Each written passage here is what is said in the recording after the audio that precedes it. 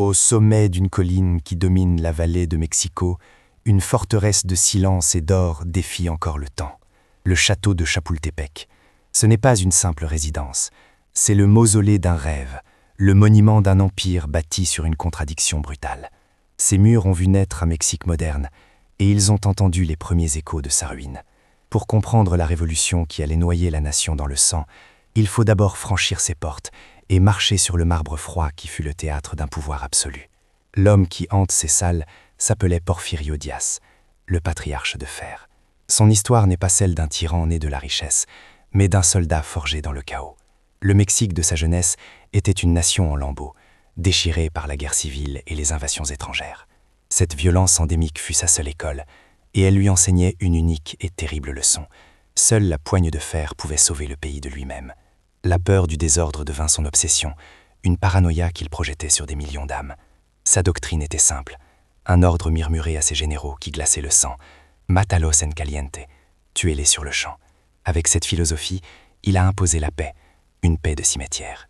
Et pour célébrer cet ordre nouveau, il transforma le vieux château militaire en un palais européen, une déclaration d'intention sculptée dans la pierre et le luxe. Le coût de cette métamorphose fut obscène, plus de 15 millions de pesos de l'époque, une somme qui, aujourd'hui, s'élèverait à plus de 260 millions de dollars américains. Cet or a été déversé dans un pays où 85% de la population était illettrée, piégée dans une misère qui ressemblait à du servage. Chaque détail du château était une insulte au peuple qu'il dominait. Le marbre de Carrare, importé d'Italie, recouvrait les sols où seuls les pas de l'élite résonnaient. Des vitraux, commandés à la maison Pellandini à Paris, filtraient la lumière crue du Mexique pour lui donner un éclat européen.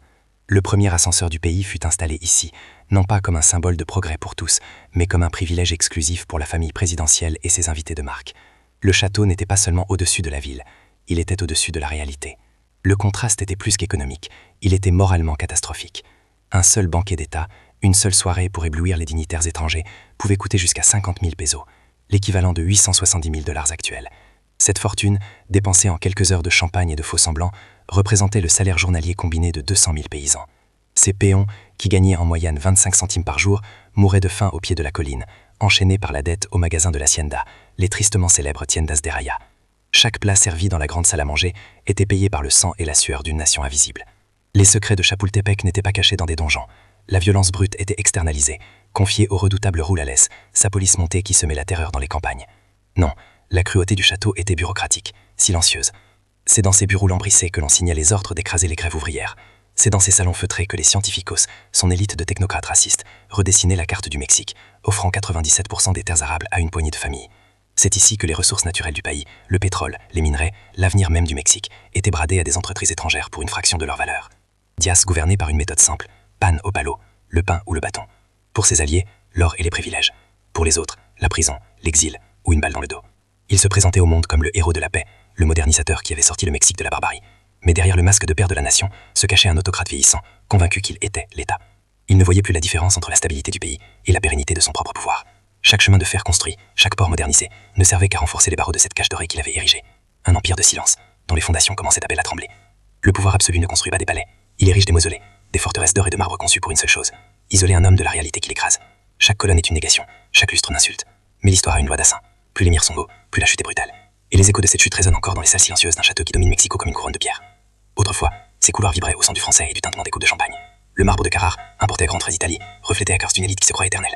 Des banquets sous scène se tenaient ici, sous des vitraux parisiens qui filtraient la lumière de mexicaine pour la transformer en un rêve européen. Le château de Chapultepec n'était pas la capitale du Mexique, c'était une anomalie, une fantaisie construite sur le dos d'une nation affamée. Aujourd'hui, le silence est roi. Le marbre est froid, usé par les pas de millions de touristes venus contempler la scène d'un crime historique. L'or est toujours là, mais il ne brille plus de la même manière. Il a le poids du sang.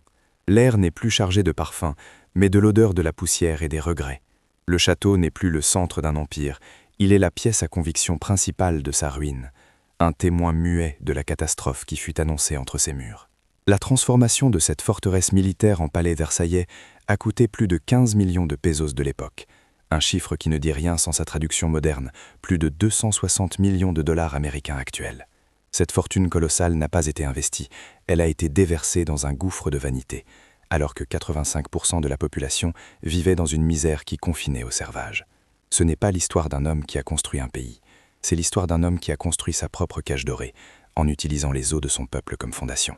Les secrets de ce lieu ne sont pas cachés dans des donjons, mais dans des registres comptables et des décrets signés sur des bureaux en bois précieux. Chaque plat servi lors d'un dîner d'État, d'une valeur de 870 000 $ d'aujourd'hui, était payé par la faim de 200 000 paysans. Nous allons exhumer cette vérité. Mais avant cela, une question. Savez-vous combien de kilomètres de voies ferrées ont été construits sous ce régime, non pas pour relier les gens, mais pour transporter plus efficacement les richesses du pays vers les ports étrangers? La réponse pourrait vous choquer. Partagez votre estimation dans les commentaires. Avant le marbre et l'or, il y avait la poussière et le sang. Porfirio Diaz n'est pas né prince dans un palais, mais métis dans la pauvreté de Oaxaca, à une époque où le Mexique lui-même était une nation orpheline. Son véritable traumatisme n'est pas un souvenir d'enfance, une cicatrice familiale cachée.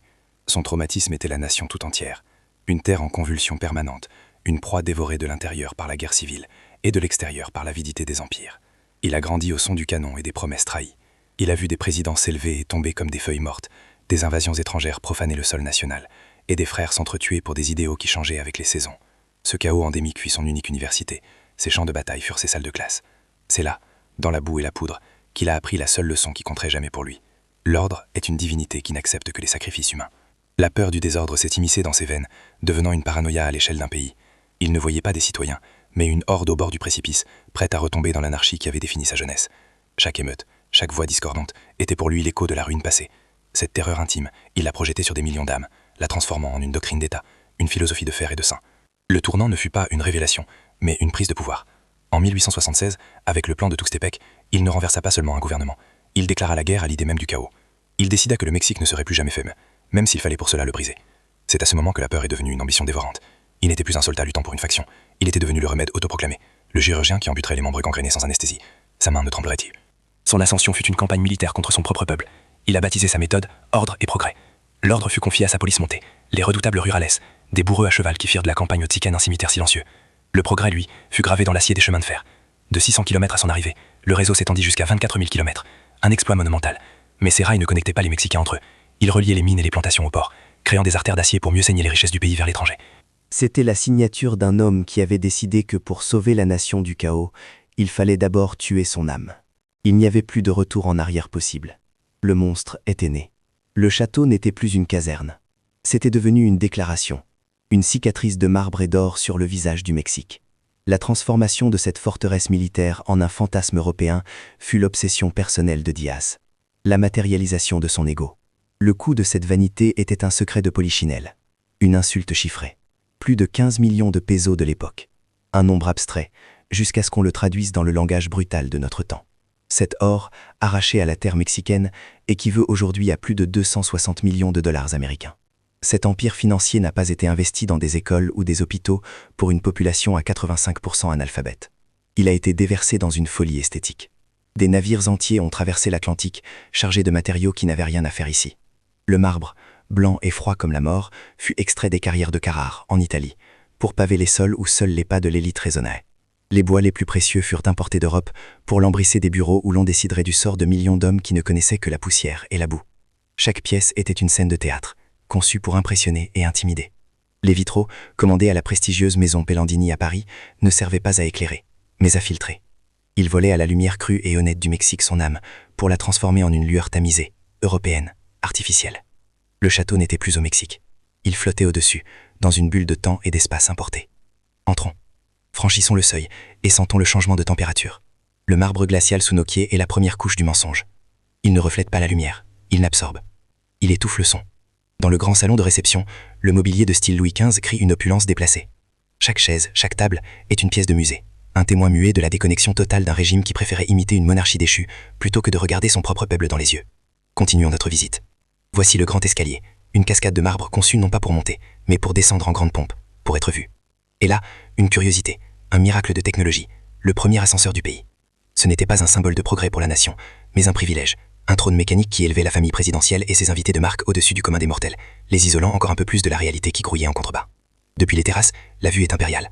Mexico s'étend à perte de vue, une maquette silencieuse. De cette hauteur, on ne voit pas la misère. On ne sent pas l'odeur de la faim. On n'entend pas les pleurs. La ville devient une abstraction, un territoire à contrôler, pas une communauté à servir. C'est le point de vue d'un dieu, ou d'un geôlier. La vue dans cette cage dorée suivait un rituel immuable. Plus de 200 domestiques, gardes et jardiniers s'activaient dans un silence quasi religieux pour maintenir l'illusion d'une perfection sans effort. Le château était une machine bien huilée, dont le seul but était de protéger son occupant de toute friction avec le monde réel. Le luxe n'était pas un plaisir, c'était un anesthésien. Les nuits, le silence était brisé par une fièvre de splendeur. Les banquets d'État étaient des spectacles d'une extravagance catastrophique. Un seul dîner, une seule sortie pour éblouir quelques ambassadeurs, pouvait engloutir 50 000 pesos, l'équivalent de 870 000 dollars américains. Une fortune dépensée en quelques heures, de champagne, de cuisine française et de sourires diplomatiques. Dans ces salles, on ne parlait pas espagnol, on parlait français, la langue de la civilisation, la langue d'un monde lointain et idéalisé. L'élite du Porfiriato vivait une fiction.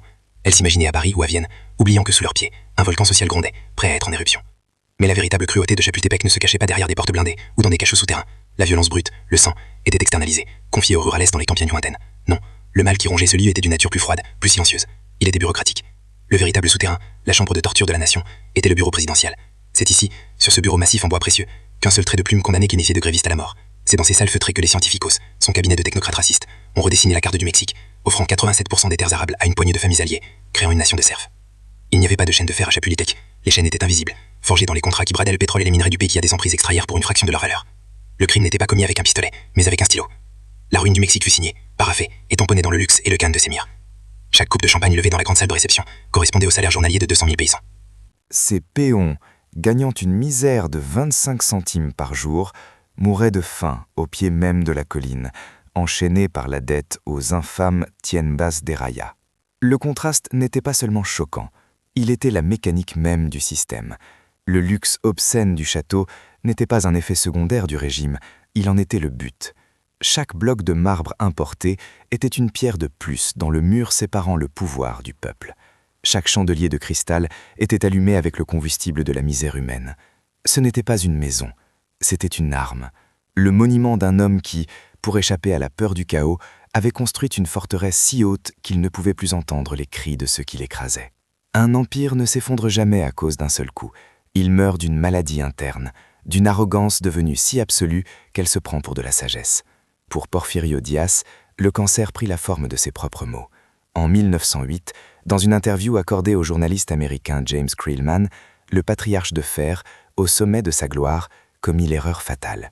Il déclara, dans un acte d'orgueil suprême, que le Mexique était enfin prêt pour la démocratie et qu'il ne chercherait pas à se faire réélire en 1910. Ce n'était pas une promesse, c'était une provocation. Ces mots, imprimés et traduits, furent une détonation dans le silence politique du Mexique. Pour la première fois en 30 ans, l'espoir d'un changement semblait possible.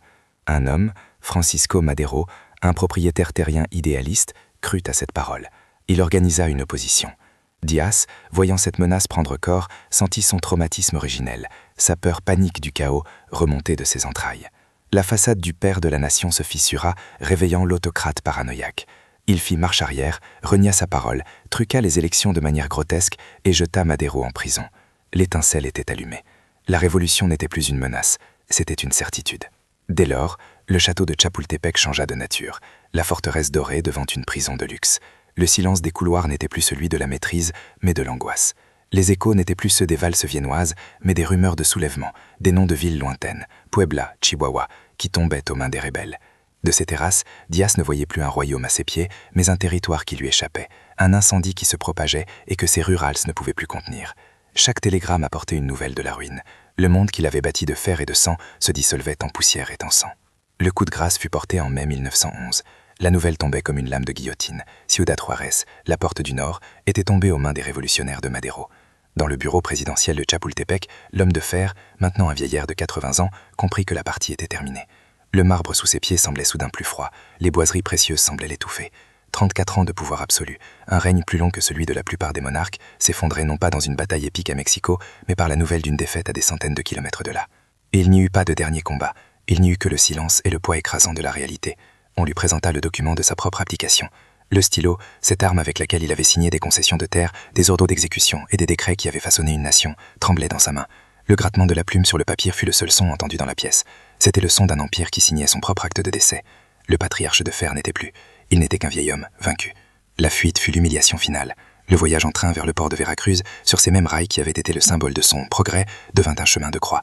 L'homme qui avait été accueilli pendant décennies par des foules mises en scène et des applaudissements forcés entendait maintenant le véritable son de son peuple. Des huées, des insultes, des menaces. Chaque gare était une épreuve, un rappel brutal que la cage dorée de Chapultepec l'avait non seulement isolé de la misère de son peuple, mais aussi de sa haine. Il fuyait pour sa vie, un fugitif dans le pays qu'il avait cru posséder. La scène finale au Mexique se joua sur les quais de Veracruz. Il monta à bord du vapeur allemand Itiranga, le dos courbé, le regard vide. L'homme qui avait dominé une nation entière tournait le dos à la terre qu'il avait à la fois construite et saignée, une terre qui maintenant le vomissait. L'Empire ne s'était pas effondré dans un fracas de canon au pied de son château, il s'est évaporé dans une démission chuchotée et une fuite honteuse, laissant derrière lui un pays en feu. Le saccage ne fut pas celui du marbre et de l'or de Chapultepec, le château resterait intact, un témoin glacial pour les générations futures. Non, le véritable saccage fut celui du système qu'il avait créé. Les scientifiques furent chassés, les grands propriétaires terriens virent leur domaine démantelé, et le nom de Dias, autrefois synonyme de pouvoir, devint une malédiction. Sa famille le suivit en exil, perdant toute influence, devenant une simple note de bas de page dans l'histoire sanglante qu'il avait initiée. L'ironie finale, la plus cruelle, fut son lieu d'exil, Paris. La ville qu'il avait idolâtrée, qu'il avait tenté d'imiter dans chaque pierre de son Mexique modernisé, devint sa dernière prison. Il y mourut en 1915, apatride, ignoré, hanté par les échos d'un empire de silence qui s'était achevé dans les cris d'une révolution.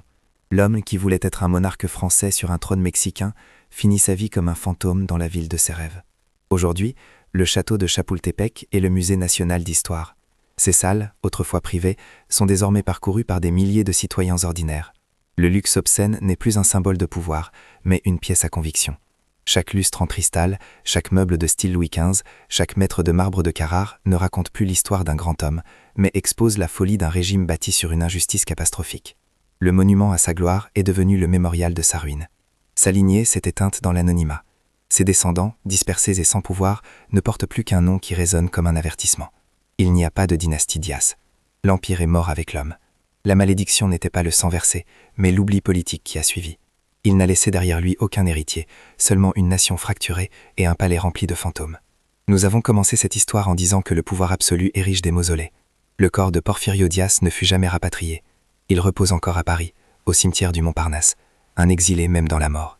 Son véritable mausolée, cependant, est ce château qui domine toujours Mexico, un testament de pierre à une loi immuable. Plus la forteresse est haute, plus elle isole du monde, et plus la chute est brutale. La question demeure. L'homme qui a imposé l'ordre par la terreur pour sauver son pays du chaos, est-il un monstre ou un mal nécessaire? La réponse, peut-être, se trouve dans le silence de ces salles vides.